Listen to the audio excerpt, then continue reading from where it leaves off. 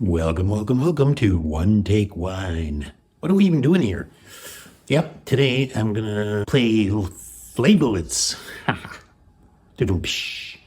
Faiveley, one of my favorite producers. If you follow the channel at all, you know that I buy a lot of their generic village, which I think is fantastic every year. I try to buy some of their Premier Crus. They tend to get on the pricey side nowadays, so I'm not so much into the Grand Cru, but I went to auction. I sourced a couple of bottles that I could live with the price of. Here they are. What are we waiting for? Let's get her on.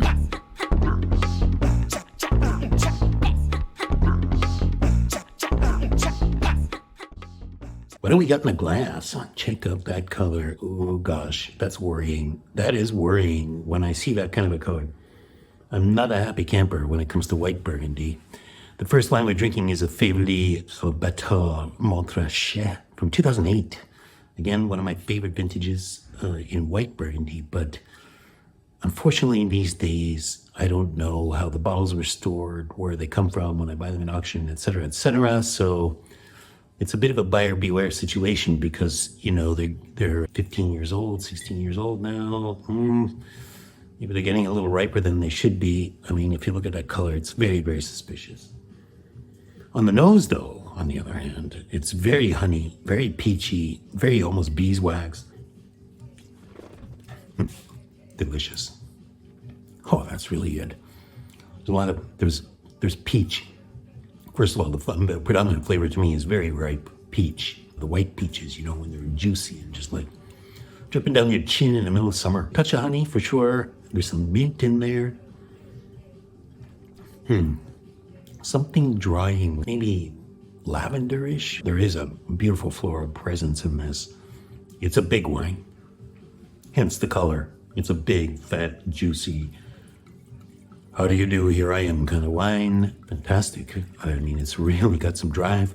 I just opened it 15, 20 minutes ago. I double decanted it, so it's back in the bottle and, you know, kind of waiting on it. And I think I'm going to appreciate this later on in the afternoon because I can already feel it. You know, from the time it's been open, that was my worry that it was prematurely oxidized. That was the primary worry. It's only going like that. It's got a beautiful trajectory right now. Popcorn, butter, oh yeah, brown butter. Magnificent, big wine. It's not for the faint of heart. This is for a fish dish. You know, Solomon, yeah, this is what this is for. Would I buy it again? I'm not too sure. It sort of depends on what you like a little bit. It's a very, very classically made. I remember from the old days of drinking a lot of Bâtard and a lot of Clio Bâtard, but Bienvenue Bâtard Montrachet especially, and even Chevalier. They could be built in such a way that they were quite fat and sort of big boned and a little bit sloppy, you can say. Sloppy, even though they had a lot of class, if that makes any sense. I think by 2008, they had switched from the original winemaker at Faiveley. So there was a change in style around this time, around the 06 and 07 and 08, and I think for the better. I think their wines are much more approachable and elegant. They don't have the sting of wood to them that they used to have, especially in their youth. It's an interesting rarity. I mean, there's 2,400 bottles. Maybe a better Cabal would be a little bit cleaner. It does have just a tinge of that apple, but the peach still dominates, so it's not a big deal. And it could just be in my head because of the color. It's still not fresh enough for me to sort of honestly say, yeah, okay, I'm in the presence of greatness. I'm not. I like it. Let's move on. What do we get in the glass? This one I'm fairly excited for. 2015 Faiveley Echézeaux en Orveaux Grand Cru. 2015 being a fantastic vintage. And this, oh gosh, this has got orange rind and cherry and almost like a fish sauce to the nose. We're following up now on the Bâtard Montrachet. And the Bâtard Montrachet is a big wine. It's a palate coating, stainy, fat, sort of viscous wine. This is not that. It's almost the opposite. It's quite lightly styled, which is surprising. It's a little bit peppery, very strawberry, very musky, very typical of a solid Premier Cru Bonne. It's so bon. Just because of that muskiness, fantastic. This is leaning a little bit more towards a style of wine that I really appreciate because it's one of those, it's light, very light, and at the same time it's a heavy hitter, It's maybe not a heavy weight, but a heavy hitter in that the punches sting, It's going to make every punch count. And yet at the same time it tiptoes, floats around the ring. Absolutely delicious. If I'd want anything from this, it would be maybe a little bit more mid-palate concentration. Right now, it's quite a bit of tannin on the finish, but it's a very elegant tannin, very unfavely like. If you know the old school Faiveley's, well, now the tannin used to bite on those. Nothing like that at all. Much more finely grained tannin, more like a carpet.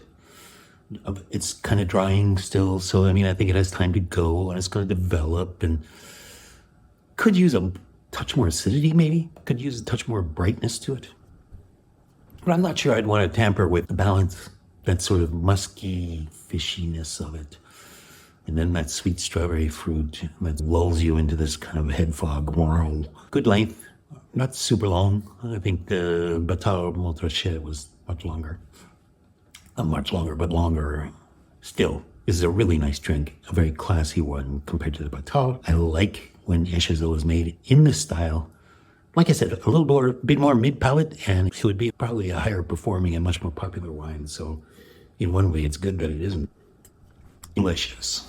So, summing up, let's get back to both of them. Bâtard Montrachet, bit heavy and oily and juicy. Round, big, sort of a heavyweight bruiser, kind of been knocked around a little bit maybe. The bottle's not the freshest. If I had these, I would be drinking them. For sure. If I had them in this cellar, from wherever this came, I'd be drinking them. Just before they start going downhill too much. That color is, direct your attention once again to that color. Look at that. It's a soak down. Almost. Big, bright sunshine flavors, gorgeous, dripping, juicy honey, peach. Boom. A lovely, lovely glass of wine that maybe needs a touch more elegance to really be considered one of the heavy hitters in Bâtard Montrachet. The Echézeaux, this is a very, very good wine. I think they're a little ambitiously priced, just because they're Grand Cru in 2015, such a big year. I think this has miles to go as opposed to the Bâtard Montrachet. I think you can hang on to these for much longer. It's a very intoxicating nose. The nose is just absolutely fantastic on this. Could use some more drive in the finish. Could use a little bit more in the mid-palate. At the same time, we don't want to upset that muskiness and that beautiful Vaughan type of profile. Wonderful wines. I really like what Faiveley's doing. Going to keep buying them. Maybe not these two, but who knows? Hey, that's what I have for this time. Thanks a lot for watching. Stay thirsty.